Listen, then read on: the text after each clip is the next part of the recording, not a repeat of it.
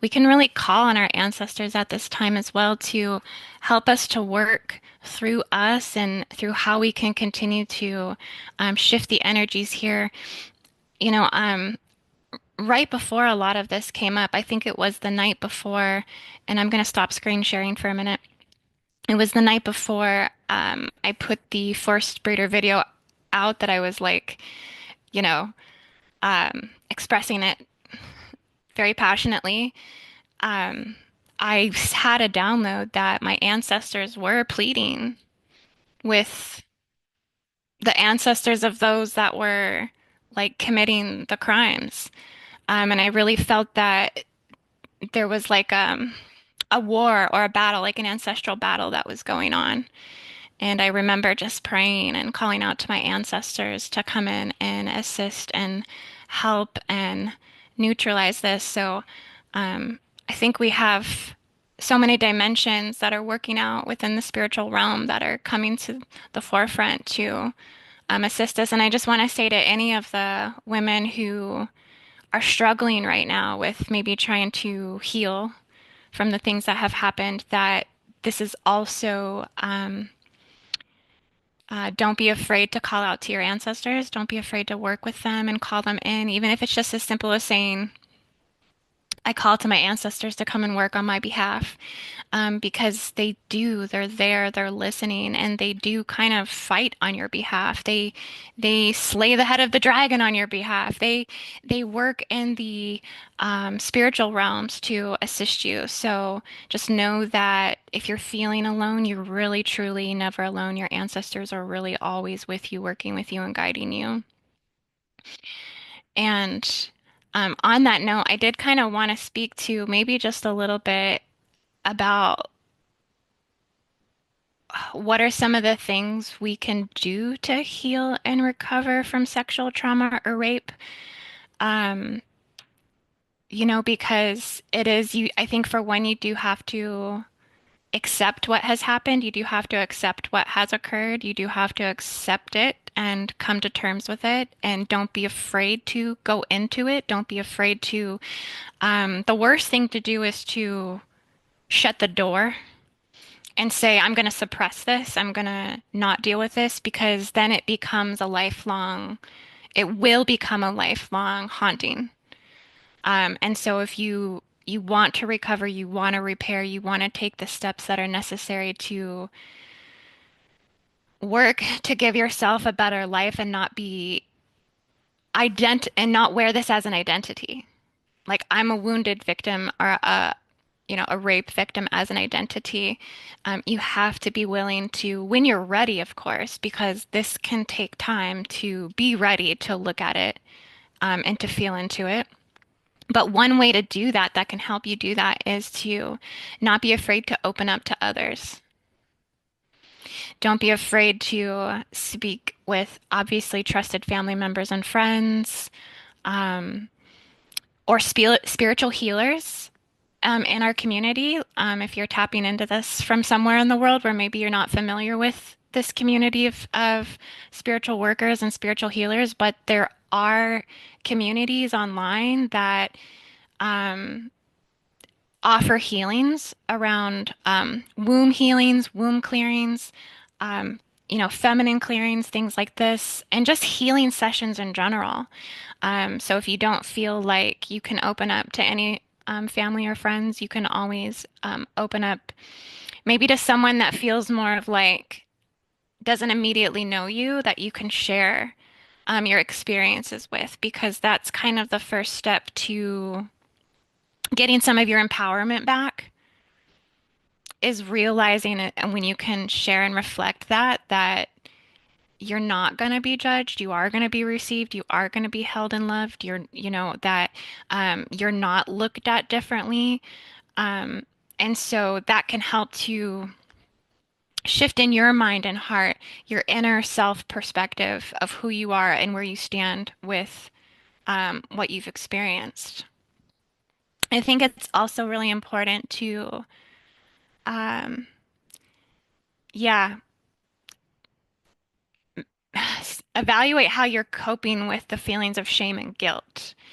Um, a lot of times, I think when we're huge trauma survivors, we turn to a lot of self-destructive forms in which we hurt ourselves, right? Like that comes because you have, well, I experienced hate.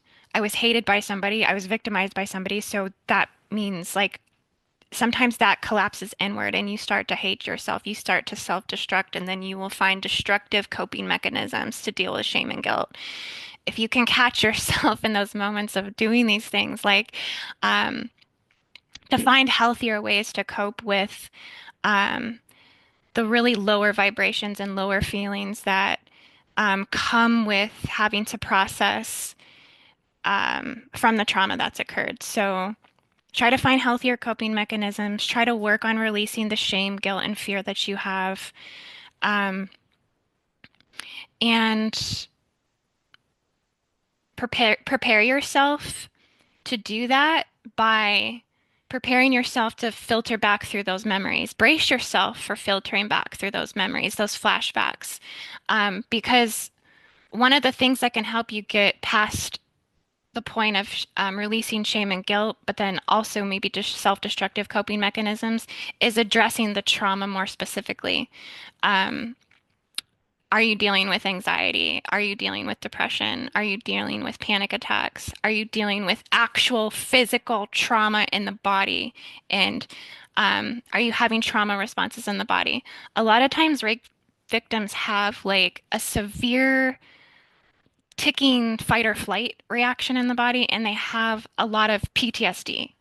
And you might not be aware that that's occurring because it buries itself unconsciously in your subconscious, and then your body's naturally just like responding to the trauma, trying to cope with that. So if you can get into a space of meditation and a space of inner peace where you can observe and watch your body, watch what's happening, watch what's occurring through your breath, watch what's occurring through your heartbeat. And I say this because I am a trauma survivor of abuse myself, and it took me a very, very long time to recognize that I was having a lot of flare-ups and anxiety and panic attacks because of that trauma around my heart. It actually broke down to this like traumatic force that would activate around my heart, and it would start to affect my breathing and my lungs. And if I'm not careful, that can flare up. If I'm experiencing trauma that reminds me of the traumas that caused those initial reactions in my body in the first place, I could go into a full-on panic attack. So, getting back to the basics of healing around um, of these traumas, that if you can recognize them, um, doing things like breathing exercises and breathing meditations to work through the flare-ups of trauma, because they'll often come cyclically in the body and they'll come repetitively until you can tie those parts of the brain that are connecting you um, with your feelings of shame and guilt, flashbacks and memories, the trauma experiences themselves to the actual trauma you're experiencing in the body. You have to learn how to comfort and soothe your own central nervous system, and that's really kind of the core of actually healing it. And that's it. That's difficult itself because it requires dedicated time in your life specifically to healing, where you can really remove things off your plate and off the table that are overstimulating you and just be able to focus on your healing. Dedicate so much time to your healing. I'm going to give myself the next 3 months that I'm going to take stuff off my plate. I'm going to not allow these outside interferences to come in. I'm going to make time in my life for meditation. I'm going to address my trauma responses in my body. And you'll find that that will quickly restore you, actually. Um, and you can get back to feeling like normal again. So don't be afraid to reconnect with your feelings, reconnect with your body, reconnect what's going on inside you to move through um, getting through these abuses. Stay connected to people that do show you love. And I think that it requires a level of nurturing yourself that maybe you've never experienced before. You have to re-find again that self-love. You have to re-find again that self-will to not see yourself as your victimizer seeing you. You have to change the self-image of self from within. And that's really hard to do. It takes work. It takes conscious focus and efforts on what is my inner mind telling me about myself. Slowing down with your thoughts. And whenever you feel a hurtful or shameful or self-attacking thought or self-perception that's belittling you back to the victim, belittling you back to feeling like nothing again, how your predator seeing you type of thing, this is where you need to say, how do I nurture myself here? How do I comfort myself here? What comforts make me feel safe? Because sometimes it's also going back to like now not just focusing on safety. Safety is like one of the first things you have to start providing. Like, am I in a safe space? Am I in a safe home? Am I in a safe environment? Evaluate this really truly, because if you're not, that's one of the first things you want to try and change is get yourself in a safe environment because all of the other healing stuff I just talked about can't really occur unless you feel like you at least have a bed to sleep on that like nobody's gonna come in and hurt you or harm you. Like you need to know that you're in a safe home, you're in a safe room, you know. So yeah, make a list of your comforts and how you can continue to nurture yourself. And you have to take that responsibility on for yourself because a lot of people aren't aware of how to handle this. If you are feeling like, oh, I have some comfort with my mom and my dad, or maybe my friends, or this and that, but they aren't like specialized in caring for the level of trauma that a rape victim might have. So you have this like expectation, maybe like, why are they not doing enough or this or that? You have to realize like everything you have to take you do have to take a lot of this responsibility back. Like, I'm going to start giving myself what I need. I'm not going to worry about if these people can give it or not. I'm going to make a list of what are my comforts, what are my needs, and I'm going to start providing them for myself. That's your comfort. That's your baseline at the end of the day. That's what you can rely on at the end of the day. So utilize that to take your power back, and know that your power is restored at your deepest level of vulnerability. When you are willing to go to your deepest level of woundedness and vulnerability and work to heal yourself from the space, you will take your power back. You will take your life back. There's no doubt about that. So nobody is irreversibly damaged as much as we might think we are.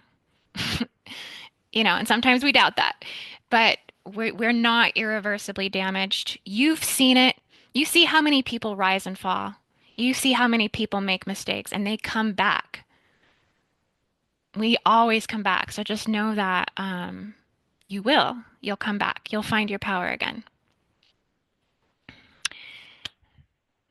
And I do offer healing sessions for this for people as well. My feminine and masculine Lemurian regression healing session. Um, I do personalize these healings for people if you feel like you need assistance and you just need some motivation and some courage too, like some guidance. A lot of times we just need guidance and we can pull ourselves back into alignment with our true self and out of the victim victimizer program.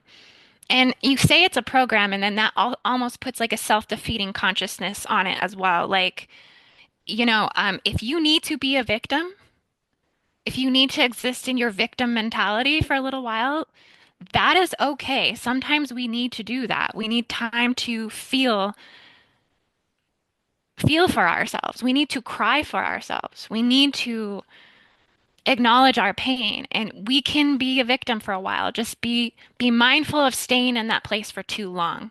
Give yourself so much time. I'm going to be a victim. I'm going to cry for myself. I'm going to acknowledge my pain, but I'm going to get to this point. I'm going to say, okay, enough's enough. And I gave myself that time, and now I'm going to focus on the healing work. But just know that there's no judgment. You should not be judging yourself at all during these processes. Know that you're perfect just where you're at and how you're dealing with it. And know that all you have to do is just make subtle efforts every single day, and you'll slowly start to see yourself rise up out of the shadow and feel sunlight again and not feel resentment to that sunlight. It'll actually feel warm, it will feel loving, and it will feel like everything you need. And everything from the past will be the past. And then you can work on cutting the cords to the past and becoming a new version of yourself.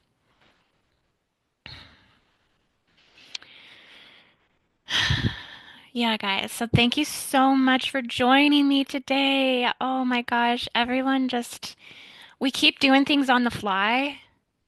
We really do. We keep and I appreciate you guys so much for hearing the call to these missions and these prayers. We're assisting so many with this, and just all of your courage and strength. Just know that I love you guys. I see you, and